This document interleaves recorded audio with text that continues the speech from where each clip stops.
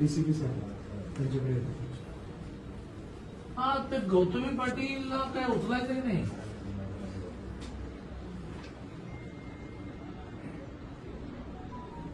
अरे हो, पण ती गाडी कोणाची तरी आहे की नाही?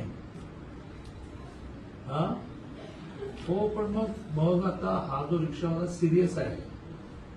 चला चला, तुम्ही म्हणा की गौतमी पाटील नव्हती गाडीमध्ये, कोणीतरी ड्राईव्ह करत होतं का भूत ड्राईव्ह करत होतं? तो जो कोण ड्राईव्ह करत होता त्याला पकडायला लागेल ना. पकडला, केस दाखल केली. बरं, मग तो कुठे आहे आता?